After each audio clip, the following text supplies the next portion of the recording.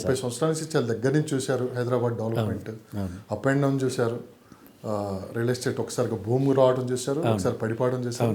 So corona crisis కూడా చూశారు మీరు. మొత్తం మీద అయితే రాబోయే 10-15 సంవత్సరాలకి అయితే ఇదే కంటిన్యూ అయితే అవకాశం ఉంది. సో ఈ 2-3 నెలలు అయితే మీరు ఈ మార్కెట్ అయితే ఇలా ఉంటుందని మీరు ఉంటుంది.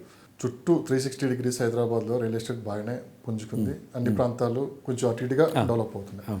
విజయవాడ హైవే మటుకు అలానే ఉంది అని చెప్పి దాని మీద కొంత ఫోకస్ చేస్తున్నారు. అడప అటు సైడ్ చూస్తున్నారు. సో చాలా మంది ఇన్వెస్టర్స్ ఇప్పుడు అసలు విజయవాడ వైపు ఎందుకు ఇన్వెస్ట్ చేయకూడదు అనే ఒక ఆలోచనతో చాలా మంది కామెంట్స్ రూపంలో అడుగుతున్నారు.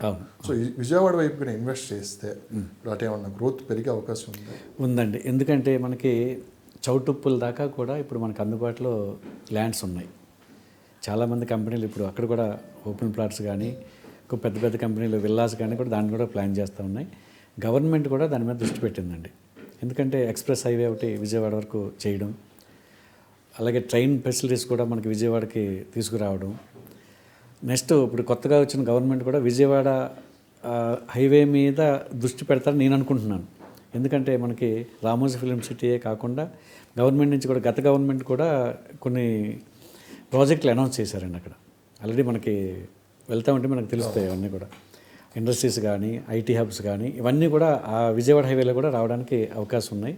అంచేత ఇప్పుడు ఎక్కడైతే మనకి స్తబ్దుగా ఉంది, డల్గా ఉంది అన్న చోటకి వెళ్ళి మనం ఇన్వెస్ట్ చేయగలిగితేనే మనకి అది ఎప్రిషియేషన్ రావడానికి అవకాశం ఉంటుందండి. అంచేత ఎవరైనా ఇన్వెస్ట్ చేయాలి అనుకున్నప్పుడు అందుబాటులో ధరలో ఏదైతే ఉందో నేను చెప్పినట్టుగా అన్ని అప్రూవల్స్ తోటి ఉండి లీగల్గా కరెక్ట్గా ఉండి రేరా రిజిస్ట్రేషన్తో ఉన్న ఎక్కడ ఏ ప్రాజెక్టులన్నా ల్యాండ్ మీద ఓపెన్ ల్యాండ్ మీద ఇన్వెస్ట్ చేయొచ్చండి. అది విజయవాడ హైవే కూడా దానికి కూడా వర్తిస్తుంది. అది సార్ ఎన్ఆర్ఐల చూపు హైదరాబాద్ వైపు మనం చూస్తూనే ఉన్నాం. ఇంతకుముందు బెంగళూరు, చెన్నై, పూణే, హైదరాబాద్, ఢిల్లీ ఇటు సైడ్ ఎక్కువ ఇన్వెస్ట్ చేసేవాళ్ళు. నాన్ లోకల్స్ అంతా ఇప్పుడు హైదరాబాద్ ఎక్కువ ఫోకస్ చేశారు. సో మరి ఈ ప్రాంతాలతో పోల్చుకుంటే హైదరాబాద్లో రేట్లు ఇప్పటికీ తక్కువగానే ఉన్నాయా? చెన్నై కానీ బెంగళూరు కానీ వాటితో పోల్చుకుంటే మనకు అందుబాటులో దొరుకుతుందండి. కాస్ట్ ఆఫ్ లివింగ్ కానీ రేట్లు కానీ మనకి హైదరాబాద్ అందుబాటులో ఉంది. ఒక అధ్యయనం ప్రకారంగా ఎక్కువ మంది హైదరాబాద్లో ఎన్ఆర్ఐస్ అన్నారు కాబట్టి చెప్తున్నానండి. 75% చర్చ చేస్తున్నారండి.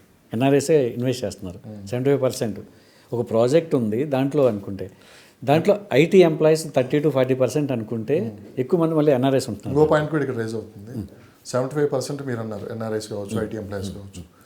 ఇదే 71% పీపుల్, రిచెస్ట్ పీపుల్ రియల్ ఎస్టేట్లో ఇన్వెస్ట్ చేస్తున్నారంట. అవును, నిజమేనది? నిజమండి. అది నేను చెప్పాను కదా, తమ తమ రంగాల్లో ఏదైతే సంపాదించిన డబ్బులు ఏవైతే ఉన్నాయో అవన్నీ కూడా భూమి మీద పెడుతున్నారండి. ఎందుకంటే గ్యారంటీడ్ ఇన్కమ్ రిటర్న్స్, వేరే ఏదీ లేదండి. అందువల్ల అందరి చూపు దీని మీదే ఉంటుంది. అవేర్నెస్ వచ్చింది అందరిలో కూడా.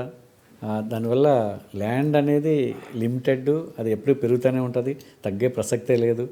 అందువల్ల ల్యాండ్ భూమి ఉన్నంతకాలం రియల్ ఎస్టేట్ వ్యాపారం జరుగుతూనే ఉంటుందండి. ఎవరిని గట్టి ఫాలో అయినట్లున్నారు మీరు? మురళీమోహన్ గారినా లేకుంటే శోభన్ బాబు గారు ఫాలో అయ్యారా? ఎందుకంటే నాకు మీకు మీరు తెలుసుకున్న లేదండి. ఎందుకంటే నేను చెప్తున్నాను ఏంటంటే అది అనుభవించాను కాబట్టి నేను చెప్తున్నాను అథారిటేటివ్గా. నేను ఇందాక చెప్పడం మధ్యలోనే చేశాను. నేను వచ్చిన ప్రతి రూపాయి చాలామంది రియల్ ఎస్టేట్ వాళ్ళందరూ కూడా లగ్జరీకి అలవాటు పడతారు. ఎందుకంటే ఇన్కమ్ బాగా వస్తుంది కాబట్టి వాళ్ళు సినిమా ఫీల్డ్లో కానీ లేదా రాజకీయాల్లో కానీ లేదంటే రకరకాల అవకాశం సోర్స్ డబ్బులు అంతా కూడా అలా వేస్ట్ చేస్తూ ఉంటారండి.